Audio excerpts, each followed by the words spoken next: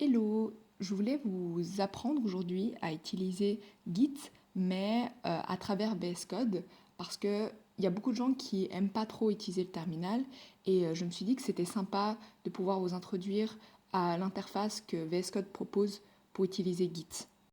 Donc on va commencer par cloner le répertoire. Cloner le répertoire, c'est votre répertoire que l'assistant a créé. Vous voulez le mettre sur votre machine pour pouvoir coder dessus.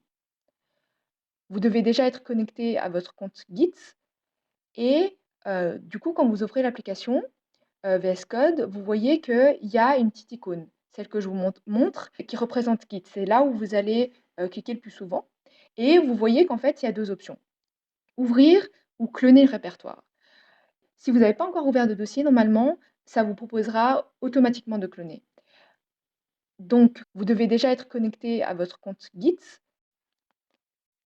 Une fois que vous avez cliqué sur cloner un répertoire, il va vous proposer tous les répertoires auxquels vous avez accès et vous pouvez choisir celui que vous voulez cloner. Là, je vais pas vous montrer la fenêtre, mais en ce moment, je suis en train de choisir le dossier dans lequel je vais le cloner. Il vous demande ça à chaque fois que vous voulez cloner un répertoire. Une fois que vous avez choisi votre dossier, il va vous le cloner et il va vous demander si vous voulez l'ouvrir. Une fois que vous avez cloné, vous voyez tous les dossiers qui sont sur le Remote Repository. Si vous n'avez pas l'icône, vous pouvez toujours taper CTRL-SHIFT-P et il faut juste taper git clone. Je voulais vous montrer une extension que j'ai récemment découvert, que je trouve assez bien, qui s'appelle Git Graph. Et en fait, elle vous permet de voir Git sous forme d'un arbre à chaque fois que vous faites une action. Il est interactif, donc c'est vraiment pratique pour bien visualiser. Du coup, je voulais vous montrer comment créer une branche. Euh, Ici, il y a l'arbre du répertoire que j'ai cloné dans la partie précédente. Et en bas à gauche, il y a la branche sur laquelle vous êtes. Par défaut, elle est sur Main quand vous venez de cloner votre répertoire. Et quand vous cliquez dessus, vous pouvez créer une branche. Vous pouvez taper le nom. Par exemple, là, je vais appeler la branche Teammate 3, mais normalement, vous pouvez mettre votre nom à la place. Et donc, une fois que vous avez tapé le nom de votre branche, vous n'allez pas encore la publier, c'est-à-dire qu'elle n'est pas encore, accessible à d'autres personnes quand ils vont clone, eux, le répertoire. Euh, donc, vous avez besoin de la publier. Comment est-ce qu'on publie? En fait, il y a aussi un moyen sur Git de publier une branche. Vous allez sur votre icône de Git et il y a une option publier la branche. Ça veut dire que vous allez publier la branche et donc vos partenaires de projet auront accès à cette branche maintenant. Et maintenant, vous pouvez remarquer qu'il y a un petit mot origine à côté de la branche que vous venez de créer. Ça veut dire que maintenant, elle est accessible de manière remote. C'est-à-dire que maintenant, les autres qui ont cloné votre répertoire auront accès à votre branche. Maintenant que je viens de créer une branche, en fait, ça ne me sert pas vraiment à grand-chose d'avoir créé une branche. Parfois, quand vous avez fini de merge, vous voulez peut-être supprimer la branche parce qu'elle ne vous sert pas à grand-chose et vous ne voulez pas vraiment avoir 36 branches sur votre répertoire. Du coup, vous pouvez aller sous branche et vous pouvez demander à la supprimer. Mais faites attention parce que vous ne pouvez pas être sur la branche que vous voulez delete. Sur l'extension que je viens de vous montrer, vous pouvez la delete du répertoire remote et sur votre répertoire.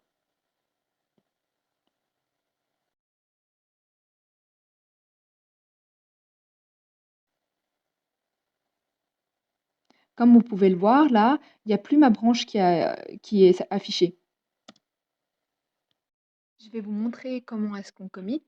On commit parce que on veut pouvoir revenir sur ses pas si on est en train de toucher à notre code et qu'au bout d'un moment, il ne fonctionne plus. On n'a aucune idée de ce qu'on a changé qui fait que le code ne fonctionne plus. Donc, c'est vraiment pratique de pouvoir repartir sur une version où le code fonctionnait bien.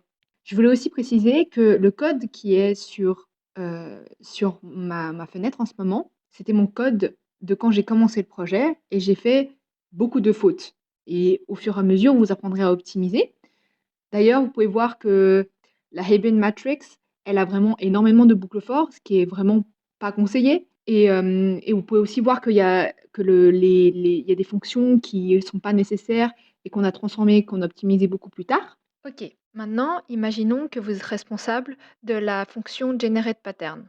Vous remarquez qu'en fait, Random Choice, c'est une distribution. Ça veut dire que vous aurez souvent 50% de -1 et 50% de 1. Du coup, vous voulez changer la fonction pour que la génération elle soit vraiment aléatoire à la place d'être à partir d'une distribution.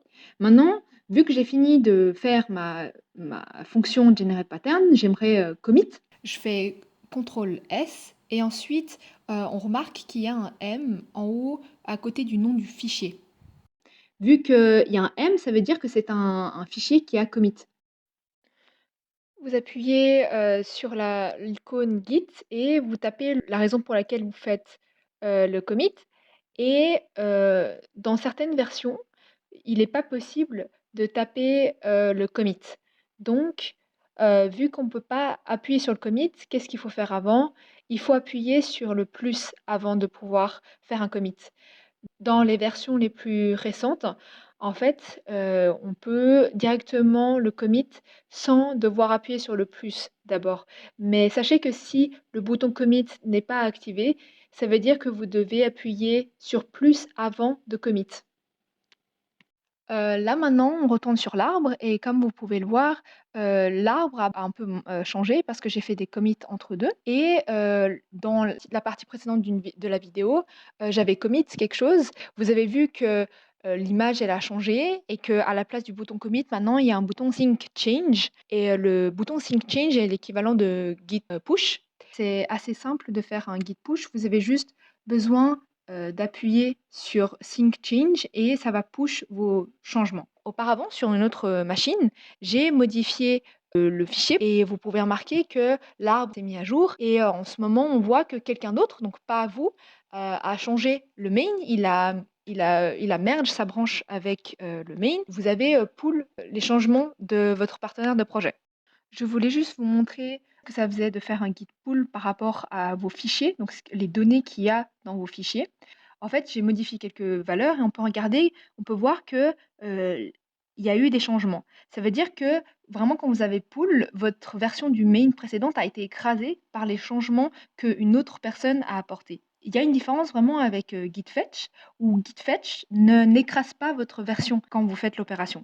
Donc quand vous faites un git fetch, comme vous pouvez le voir, les valeurs, elles n'ont pas changé. Il vous demande de sync changes. Ça veut dire que vous avez des changements à faire sur vos dossiers et que votre version n'est pas à jour par rapport au remote. Mais grâce au git fetch, vous savez qu'il y a des changements.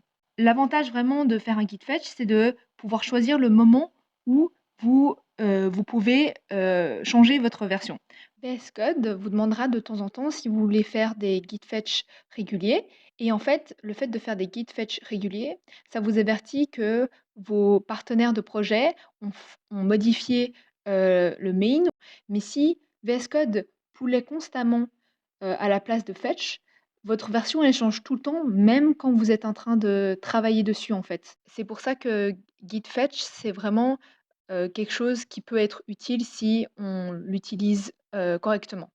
Du coup, là, je voulais vous montrer la partie la plus importante, git merge correctement. La bonne pratique pour faire un git merge, en fait, c'est de merge le main avec la branche où vous avez travaillé et ensuite d'aller sur la branche main et de merge votre branche avec le main. Donc tout d'abord, on change de branche, on va sur la branche où vous avez fait vos changements et vous appuyez sur sous branche, merge branche. Sous merge branche, vous choisissez la branche avec laquelle vous voulez merge. Dans ce cas-là, c'est le main. Et en fait, comme vous pouvez le voir, il y a des conflits. Donc, il va vous demander de régler les conflits parce que Git, justement, ne sait pas quelle version est-ce que vous voulez garder. C'est pas un Git conflict très très facile parce qu'il y a certaines versions que vous voulez garder vous parce que vous êtes occupé de certaines parties et vous voulez garder certaines parties du main. Sous le Resolve Merge Editor, vous voyez qu'il y a 3 fenêtres qui s'affichent. Une qui indique le main et une qui indique la branche sur laquelle vous êtes. Vous pouvez comparer les 2 fenêtres et en bas, en fait, il y a le résultat, la version finale de votre merge. Vous deviez vous occuper de la fonction generate pattern et donc la version du main, elle est fausse. Vous pouvez faire ça de manière différente. Soit vous le faites manuellement, et là vous faites juste copier-coller, ou en fait il y a une autre manière de résoudre ça. C'est comme vous pouvez voir, il y a des petites indications où il y a justement écrit accept incoming ou accept current. Et ça, c'est des indications qui vous demandent quelle version est-ce que vous voulez garder. Euh, une fois que vous cliquez sur l'une des deux, sous la fenêtre résultat, ce sera justement les changements que vous avez acceptés. Ici, dans ce cas-là, on veut garder la version du main. Dans la fenêtre résultat, il y a la version du main qui est affichée. Puis, dans les prochains changements, on veut toujours garder la version du main. Et un peu plus bas, on regarde, on compare la version que vous voulez garder. Dans ce cas-là, on veut toujours garder la version du main. Une fois que vous êtes arrivé au bout du code, vous pouvez voir que tous les conflits ont été réglés et donc vous pouvez compléter le merge. Donc maintenant, on ferme le merge. Une fois qu'il est complete, ça veut dire que votre version, maintenant, vous avez résolu tous les conflits, donc vous avez dit à Git les versions que vous voulez garder et vous pouvez commit votre merge. Vous pouvez push la version que vous venez de faire. Vous retournez sur le main et vous demandez à ce que le main soit merge avec la branche. Vu que vous avez déjà résolu tous les problèmes, il ne devrait pas y avoir de problème de version. Et en fait, vous voyez dans l'arbre que du coup, la branche à part vraiment été merge correctement. C'est vraiment important de garder la branche main sans conflit. Donc, la dernière chose que je voulais vous montrer, c'est Maintenant, comment créer un tag. Pour créer un tag, vous cliquez sur Tag et créer un tag. Vous mettez la raison pour laquelle vous voulez créer le tag. Maintenant, vous pouvez voir sur votre arbre justement qu'il y a un tag qui s'appelle V2. Ce tag-là, il est que local. Vous ne le voyez pas encore sur le Remote Repository. Pour le voir sur le Remote Repository, vous tapez le raccourci CTRL-SHIFT-P et Git Push Tag. Le tag peut être vu par votre assistant qui doit corriger votre version ou par les partenaires de votre projet.